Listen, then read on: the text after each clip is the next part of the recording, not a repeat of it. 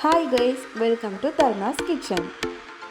இப்போ நம்ம சிக்கன் 65 பிரியாணி செய்ய போகிறோம். எப்பவுமே பிரியாணி நம்ம சாதாரணமாக செய்வோம். இப்போ நம்ம சிக்கன் 65 எப்படி பிரியாணி செய்யுதுன்னு பார்க்கலாம். அதுக்கு ஃபஸ்ட்டு நம்ம 3/4 கிலோ சிக்கன் எடுத்து வச்சுருக்கேன். இதை நம்ம ஊற வைக்கணும். அதுக்கான தேவையான பொருட்கள் கார்ன்ஃப்ளவர் மாவு ஆட் பண்ணிக்கோங்க. அதுக்கப்புறம் சிக்கன் 65 மசாலா ஆட் பண்ணிக்கலாம். தேவையான அளவுக்கு ஆட் பண்ணிக்கோங்க.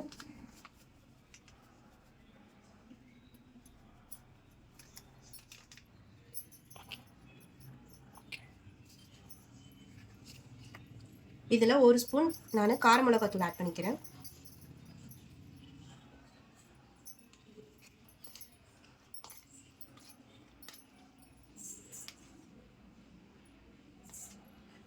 ஒரு டீஸ்பூன் இஞ்சி பூண்டு பேஸ்ட்டு.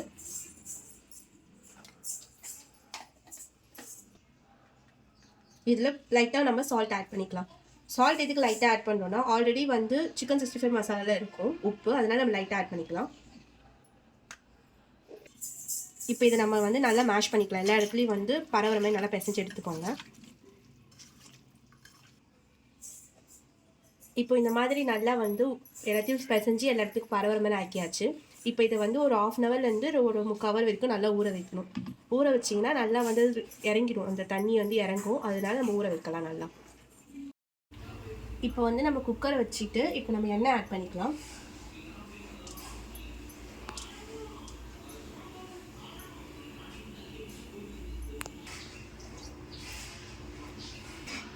எண்ணெய் நல்லா காஞ்ச பிறகு நம்ம பிரியாணி எண்ணெய் பூ எடுத்து வச்சுருக்கோம், 4 லவங்கம், பட்டை எடுத்து வச்சுருக்கோம். இதை ஆட் பண்ணிக்கலாம்.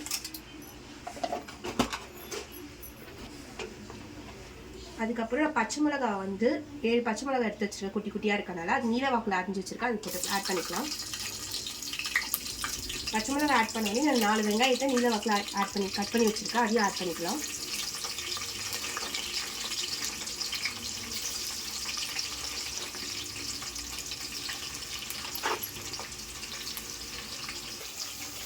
இப்போ நல்லா கலந்து விட்டுக்கோங்க.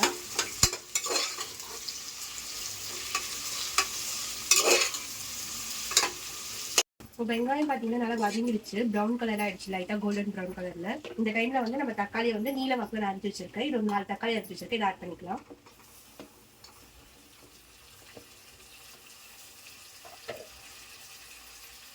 இது ஆட் பண்ணோடனே நான் கொஞ்சம் கல்லுப்பு ஆட் பண்ணிக்கிறேன், அப்போ தான் கொஞ்சம் சீக்கிரமாக வதங்கும். அதனால்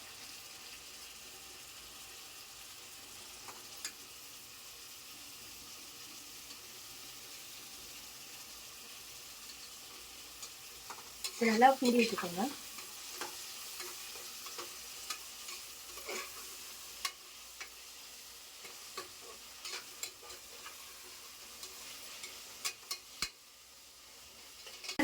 ரெண்டு டீஸ்பூன் இஞ்சி பூண்டு பேஸ்ட் ஆட் பண்ணிக்கிறேன்.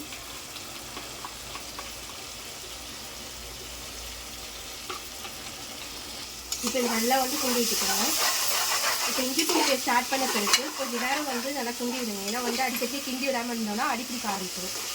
அதனால நல்லா கிண்டி விட்டுட்டு கொஞ்சம் ஸ்லிம்மில் வச்சுட்டு லோ ஃப்ளேமில் வச்சுட்டு நம்ம திருப்பி கிண்டி விட்டுட்டே இருக்கணும், அந்த இஞ்சி பூண்டு பேஸ்ட் வாசனை போகிற வரைக்கும். இப்போ நம்ம சைட் பை நம்ம என்ன பண்ண போகிறோம்னா, அப்படியே சிக்கன் 65 பொரிச்சு எடுத்துக்கலாம்.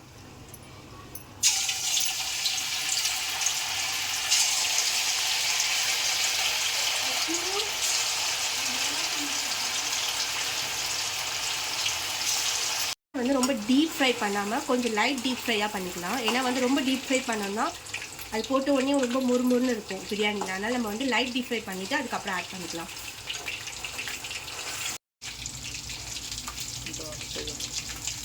இப்போ இந்த ஸ்டேஜில் இருக்கும்போது நம்ம எடுத்துக்கலாம்.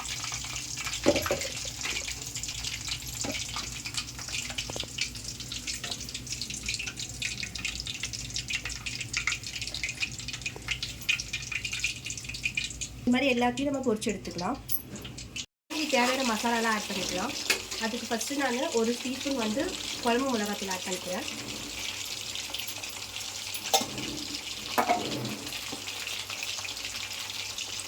இதில் 1 ஸ்பூன் பிரியாணி மசாலா ஆட் பண்ணிக்கலாம். 1.5 ஸ்பூன் ஆட் பண்ணிக்கோங்க. அதுக்கப்புறம் கொஞ்சோண்டு கரம் மசாலா 1/2 ஸ்பூன் ஆட் பண்ணால் போதும், நிறையா ஆட் பண்ண தேவையில்லை. நம்ம லைட்டாக சிக்கன் மசாலா ஆட் பண்ணிக்கலாம். இதுவும் 1/2 ஸ்பூன் தான்.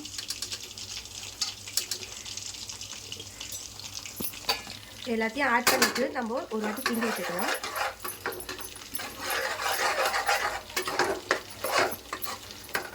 இப்போது இந்த கிண்டி விட்டுட்டு இது லைட்டாக நம்ம வந்து புதினாவை ஆட் பண்ணிக்கலாம்.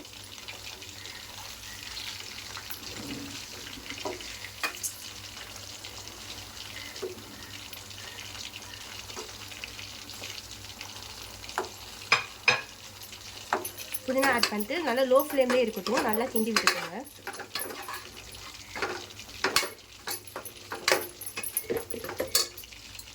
இப்போ நான் இதில் தான் வந்து அரிசி அளந்துருக்கேன். அரிசி வந்து நான் இதில் 3 டம்ளர் எடுத்திருக்கேன். 3 டம்ளர் போது இப்போ நான் இந்த கிளாஸில் தான் வந்து அரிசி எடுத்திருக்கேன். இதில் வந்து நான் மசாலா வேகிறதுக்காக ஒரே ஒரு கிளாஸ் மட்டும் இப்போ ஆட் பண்ணிக்கிறேன். இந்த பச்சை வாசனை மசாலாவோட பச்சை வாசனை போகிறதுக்காக ஸ்லோ ஃப்ளேம்லேயே இருக்கட்டும், அடி பிடிக்கக்கூடாதுன்றதுக்காக தான் நம்ம தண்ணி ஆட் பண்ணுறோம்.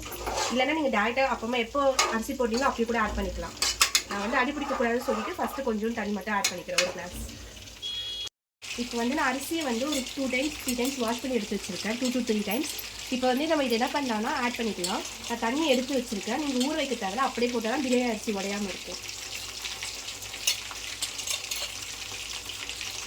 இப்போ நம்ம அரிசி ஆட் பண்ண பிறகு இதில் வந்து தண்ணி ஆட் பண்ணிக்கலாம்.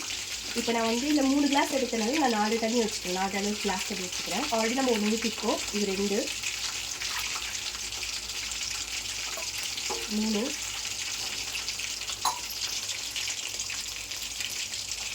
4 4.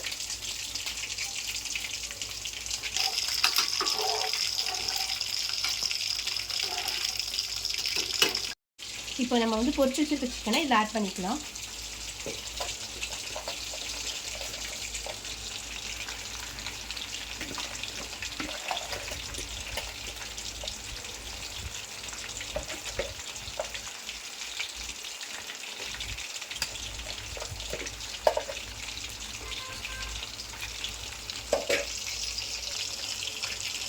இப்போ வந்து நீங்கள் ஒரே ஒரு லைட்டாக கிண்டி விட்டுக்கோங்க. லைட்டாக கிண்டினா போதும், ரொம்பலாம் கிண்ட தேவையில்லை. லைட்டாக கிண்டி இந்த சிக்கனை வந்து அடியில் போகிற மாதிரி வச்சுக்கோங்க. இப்போ இது மேலே வந்து நம்ம லாஸ்ட்டாக வந்து புதினா இலையை தூவ போகிறோம்.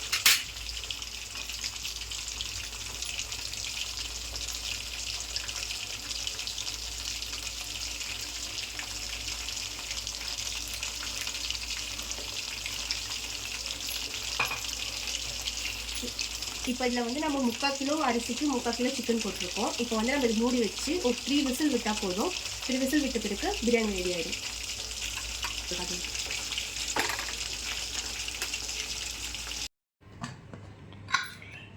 சுவையான கமகமன்னு சிக்கன் 65 பிரியாணி ரெடி ஆகிடுச்சு.